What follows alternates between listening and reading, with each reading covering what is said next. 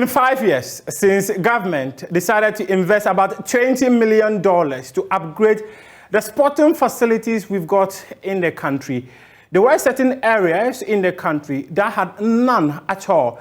And under the leadership of the Minister of Youth and Sports, Isaac Azuma, government had decided that they were going to use a part of the resources that is generated by the National Youth Authority to construct sporting facilities across the country to unearth talents and also help groom the available talents we've got in the country. But 5 years on, those facilities that government decided to invest about 20 million in has become proper bushes.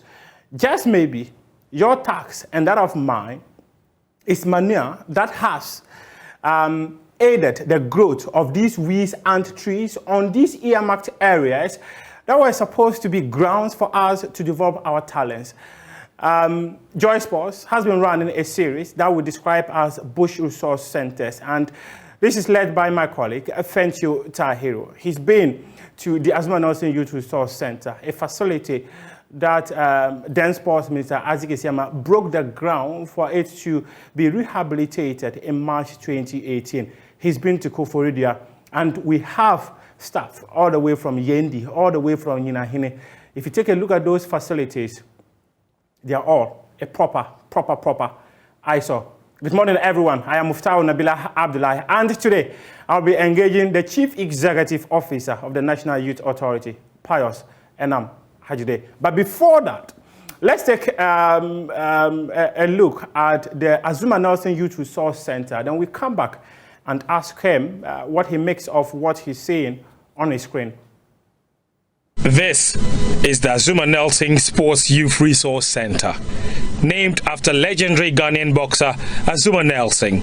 The facility was supposed to serve as a multi-purpose sports center fit enough to accommodate more than 40 different sporting disciplines when completed. Also known as the Kanichi Sports Complex, the facility was built during the era of the Supreme Military Council and the General Achampong in the 1970s. It served as a training base for teams during AFCON 1978, which Ghana hosted and won. Since then, however, years of neglect had placed on the back burner the plans of the people running sports in the country.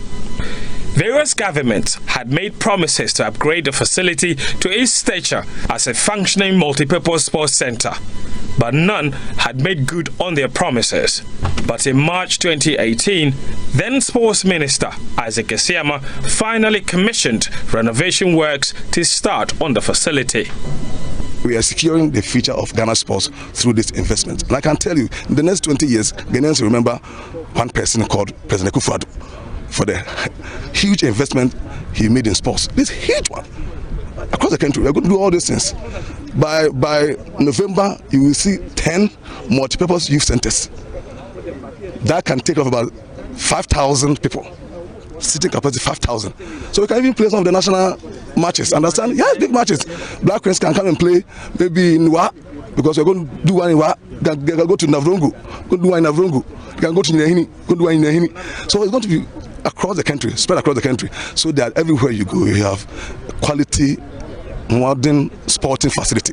That was former Sports Minister Isaac Azuma in March 2018. It was supposed to be the dawn of a new era for sports infrastructure in the country. When completed, it was supposed to seat up to 5,000 people with a swimming pool and all kinds of adjoining facilities, including a running track to go with. And it was supposed to cost some $4 million and just 9 months to complete. Each contractor has 9 months to complete the project. If we factor in the rainy season, it depends on the intensity of rain. It could go up to 11 or 12 months, not more. But nearly 5 years later, this is the state of the project. In December of 2021, The new sports minister, Mustafa Yusuf, stated that the project was 90% complete. If we are going to be able to identify talent in the various regions or our various communities, we can't do that without these facilities being completed. So government is committed, especially when we have already invested so much in these facilities. We can't abandon. And it's the same government. Government is continuous. And so the assurance that they're getting from me, what I've realized that it was in phases. So we have phase 1, phase 2. So currently, I've engaged the consultant working on it and also the National Youth Authority, which is the agency that supervises those projects. So I can give you assurance that yes, those facilities will be completed on time, so that the identification of talent in the various regions where we have this facility, we can use those as a center. Even Azuma Nelson Sports Complex, Carnation Sports Complex, can also even be used during the games. Of course. People can go there and compete, especially on football. It's media standard. So it's something that we are working on, and to ensure that we get it done. Some of them were 90%, 70%, and 80%. There are various stages of completion. And he wasn't wrong, because at the time, the stunts were done. The pitch was done. It was looking green and lush. But barely a year later, this is the state of it. Abandoned and left to become a breeding ground for all kinds of reptiles. The Azuma Nelson Sports Complex is not befitting of the legend it's named after. It's not befitting of the legend it is named after. Let's go on Zoom now and speak to the Chief Executive Officer of the National Youth Authority, Pius Enam Hajide. Pius, good morning. Yeah, good morning, my brother. How are you doing? Fine, thank you, by grace. How are you doing too? I'm okay. I know you have seen this video. How would you describe the video just gone by? Well, good morning to you once again, to your cherished viewers. Let me say that I find the narration, both in your introduction and portions of the comments made by my good friend Tahiru, not entirely accurate. You made sure to mention 4 out of the 10. The 6 projects, including the whole Youth Resource Center, where they just ended 66th independence celebrations were celebrated.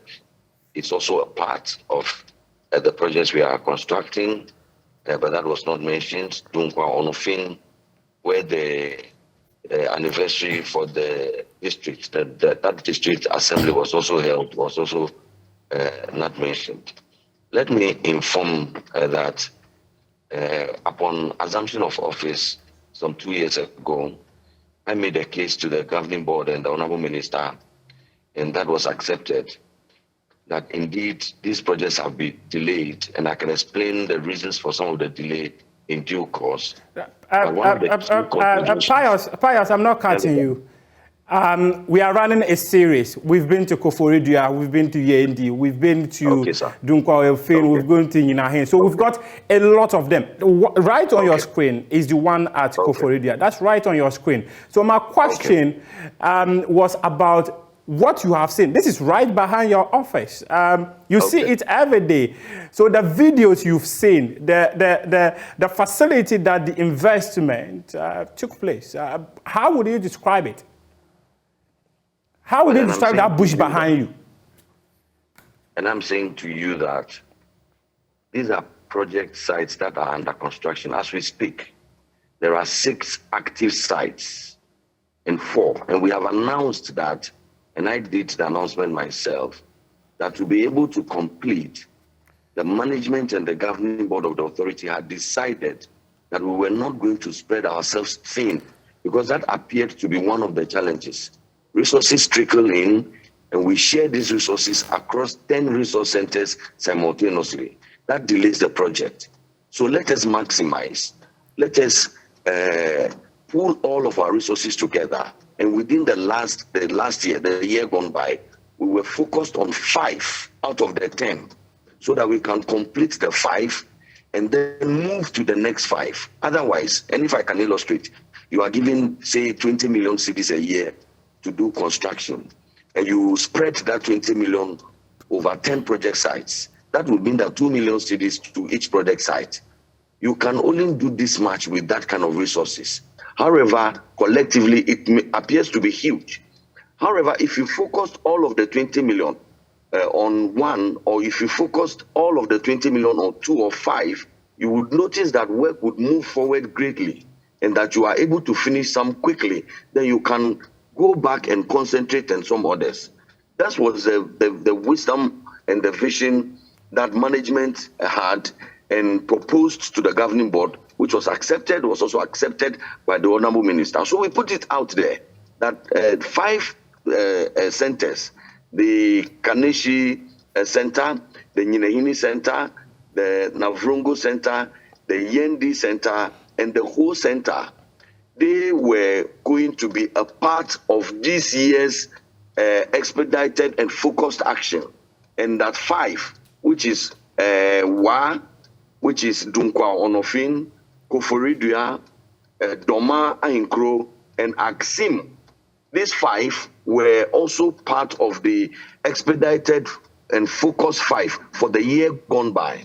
And that's why, having been informed of this decision by the management and the board of the National Youth Authority, I would have thought that if we wanted to do an assessment, we would focus on the 5 that we ourselves have announced that we are going to focus on, not on the 5 that we ourselves have deferred action on as a matter of strategy to be able to expedite completion of the projects. But when you defer action, and on a facility that you had earlier invested in, what it means is that you will have to invest again to bring back the facility to its state. And in fact, the earlier question I asked, Fayos, you haven't answered the question. You've gone ahead to give me a different explanation. Does the pictures you saw, yes or no, is it terrible? My brother, please indulge me, but it appears that you may not have had the background that I just gave. That's why I thought it was important to establish to you that we took a deliberate decision for a certain reason. Whether you find value in our reason or not is a matter that you can explain. But I find that background may not have been available, and I took time to explain it.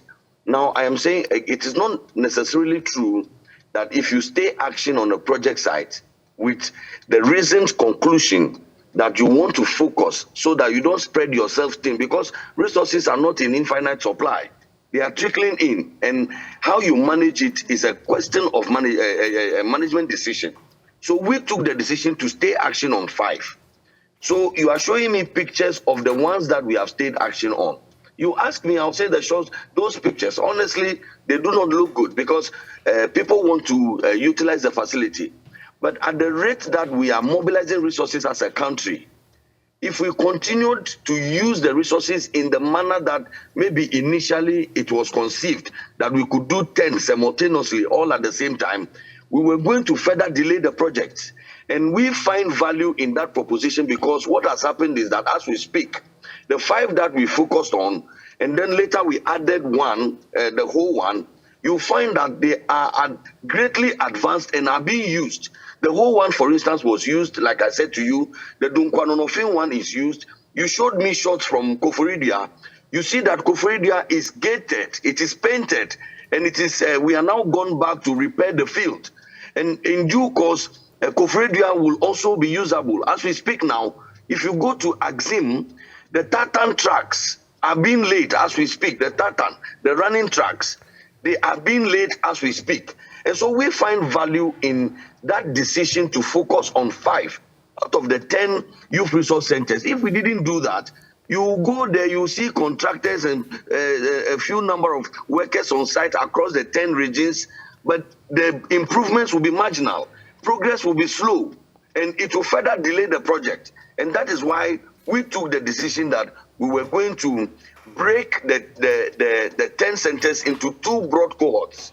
5 to expedite on them for the year gone by, and 5 we are going to tackle in this year. And that's why even in this year, we already have moved, having learned lessons from that kind of strategy. Even this year, we are taking it 1 center at a time, and you have seen what we have done with Ho already. So that is why I thought that it was important to give you. It was very necessary. It was very necessary. But Pius, you and I know that the funding for this comes from the District Assembly's Common Fund. How much is given to the National Youth Authority monthly? The National Youth Authority does not receive funding from the District Assembly Common Fund monthly.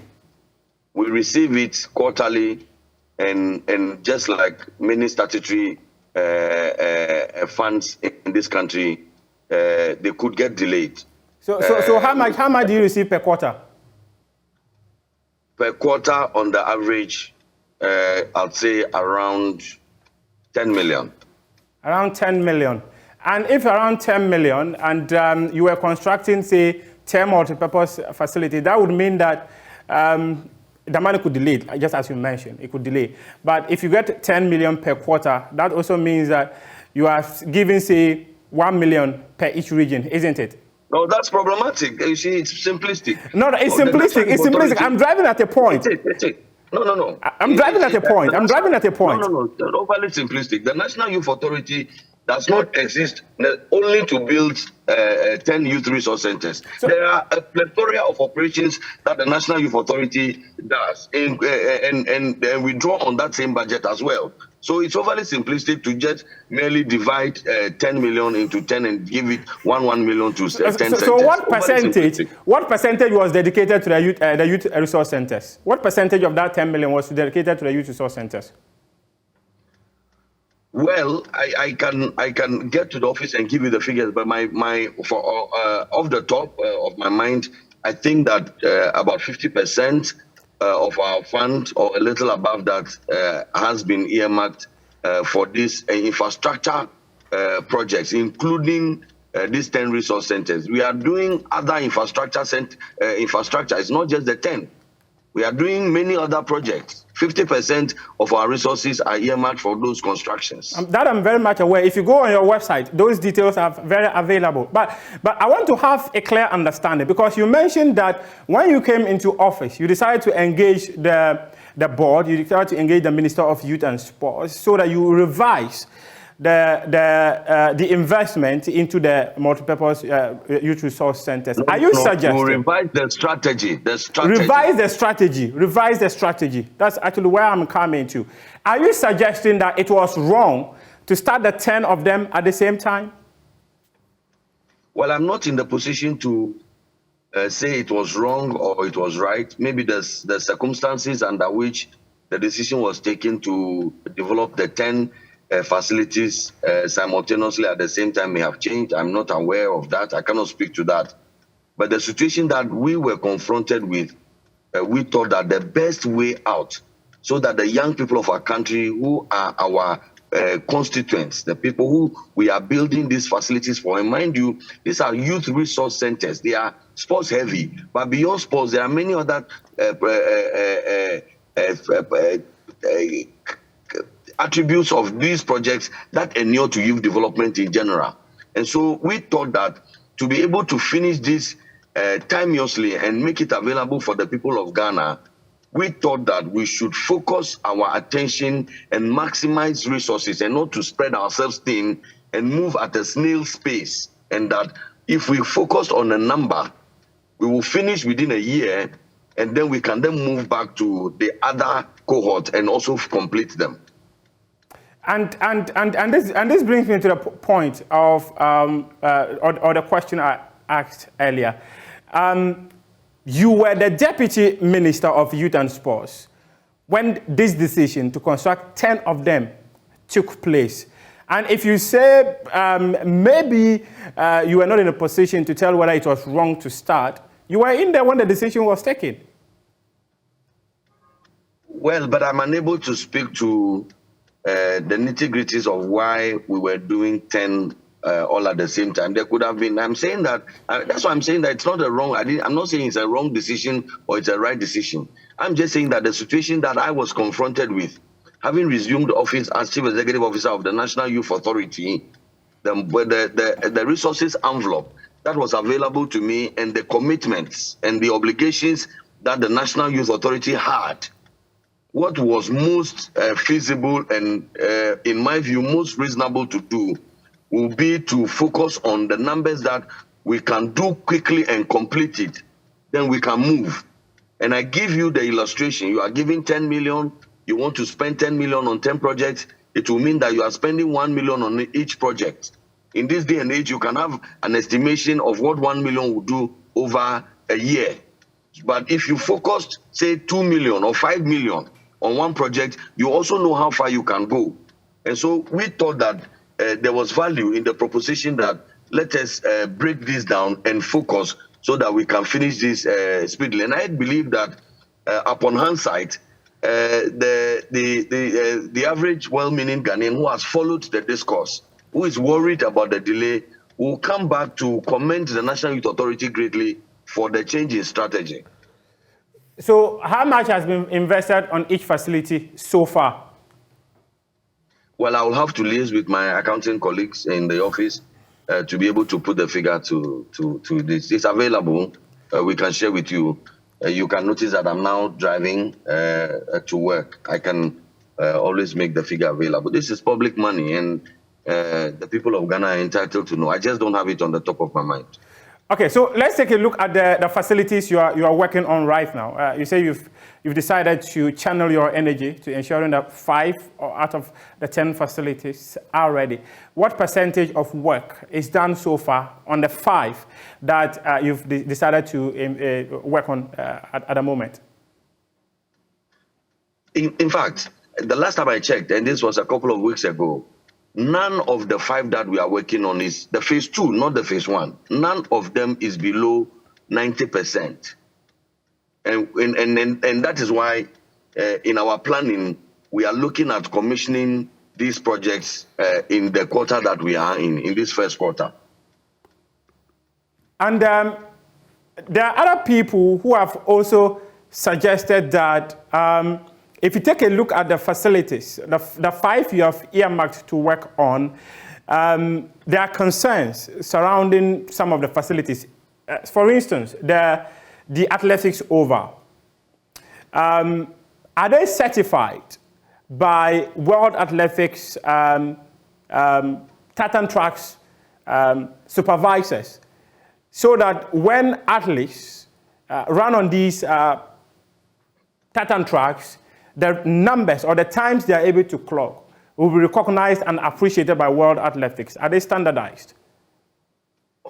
My brother, there's a subsisting contract that has the terms of construction, and that's what was inherited, and that's what is being implemented.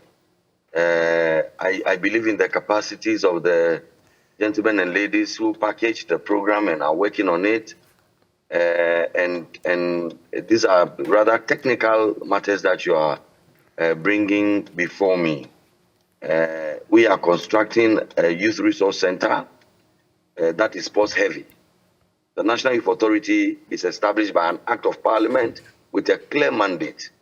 And so we do recognize that young people are largely participants and patrons of sports, but the young people have many other aspirations beyond sports. And so we are holistic in our view, and that's why we have packaged our youth resource centers. Even though they are sports heavy, they are sports plus. And so these technical issues of standardization, tartan track and certification by the World Federation of Tartan Track Owners and so on, they are matters that are beyond my ordinary knowledge, and I probably will have to confer and consult with my colleagues to be able to respond beyond what I have said. Okay. Just before I let you go, there are 2 more questions I want to ask you. Have you done an assessment of the other 5 youth resource centers that you are yet to work on, and how much would be required to bring them back to life? Well, a review of the cost of all the projects, including the 5 that is about to go on stream, is happening. You know that this contract has been delayed, like you said, for a number of years. Prices of goods have gone up. There is the argument of variations, and we are working with the relevant authorities of state to go through the processes. When that process is completed, the new and probably the final cost of the projects will be made public. Okay, I appreciate that, but let's take a look at the first 5 you are working on. When you did the review, how much was required to bring them back to life? No, the review, like I said, the review is ongoing. The review is ongoing.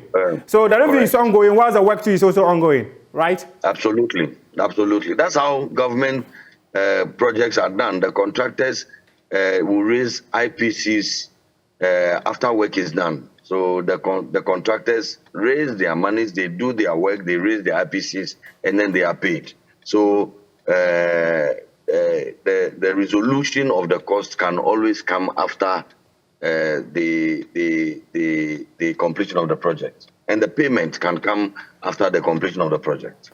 Okay, I clearly appreciate that. Pius, thank you very much for your time this morning. And just maybe, hopefully, you would be able to complete these facilities. As many Ghanaians are yearning. My brother, let me assure you, there's not a question of maybe. The Honorable Minister, the governing board, management headed by myself, we are committed to completing these projects. And that's why we had to even alter our strategy a little. And so have all the assurances that you may desire. And please be advised that these projects will be committed. The president is interested and very keen on it. His investments in sports are really and truly unprecedented. And that is why beyond even what we are doing, there are many other infrastructure that is quite also sports heavy that the National Youth Authority is engaging. So please be assured that all of these facilities will be completed.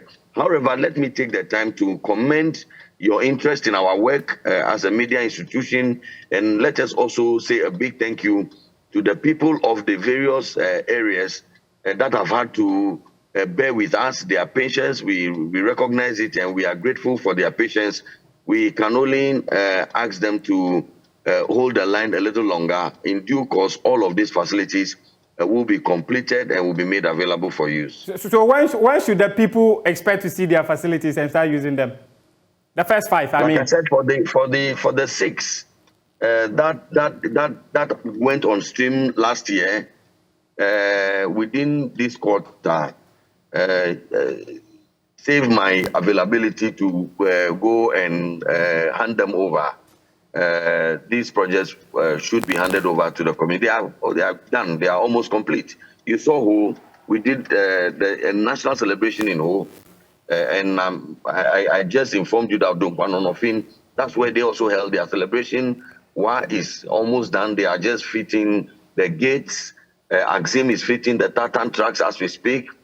So within due course, these facilities will be handed over for usage. When you say within due course, what does it mean?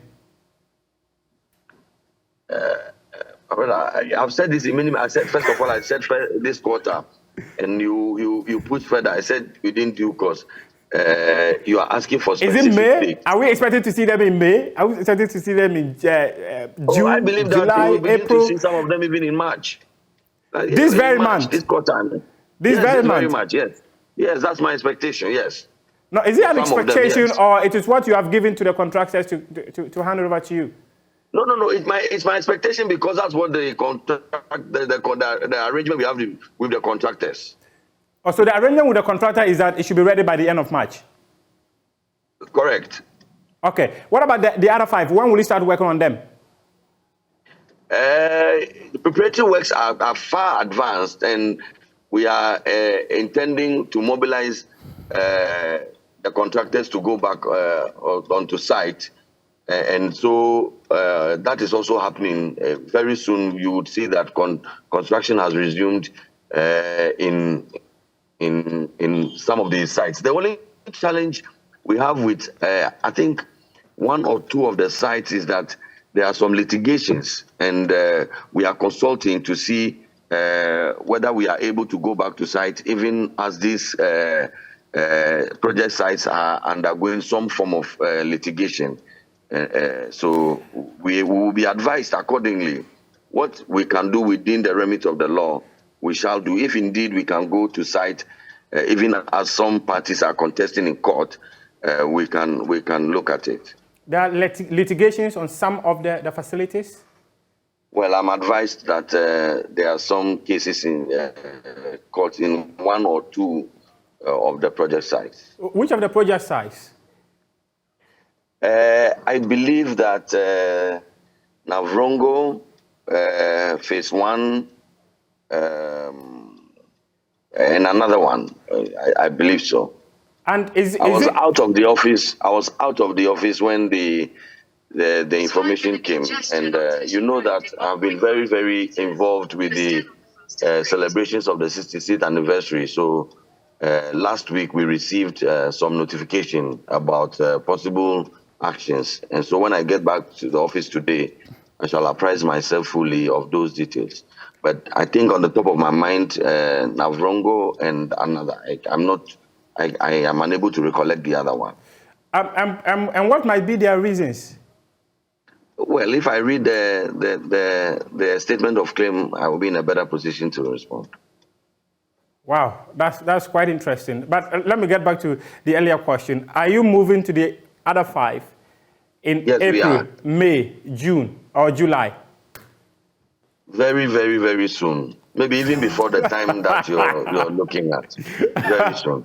Very, very soon. Maybe we've had so many very, very soon. And just maybe there are a few journalists in Ghana who have taught these facilities more. You need to have confidence in this. The last time I said to you that we are focusing on 5 and we'll complete them, we have focused on the 5 and we have completed them. So are you completing them or you have completed? Yes, you've completed them. No, we have. If I say in the context in which we are speaking, we have completed them. Painting the walls they are quite negligible as compared to the total volume of work that was done. So please believe me when I say that they are completed. When you saw Koforidua, it was painting that was outstanding. Now, Koforidua was actually better than the Azuma Nelson Youth Resource Center. And this is actually what is on our screen right now was the first place that we started. And I remember I was at that press conference that was held by Isaac Isiama. And you might have heard him talk about how in the next 20 years, the youth will remember one man called Nana Akufo-Addo. I conducted that interview. But in 5 years, the youth are looking at this and they're wondering whether there's a commitment to have them completed. But if you say you are committed to completing them, we'll hold you to your words, and hopefully, maybe by the end of March, when we start visiting the facilities again, we'll be better placed to have an update of what is happening across the various centers. Pius, we appreciate your time with us this morning. I'm with you, my brother. Thank you very much. Pius Enam Hazide, Chief Executive Officer, National Youth Authority, was my guest. Thanks very much for your time. The AM show continues right after this.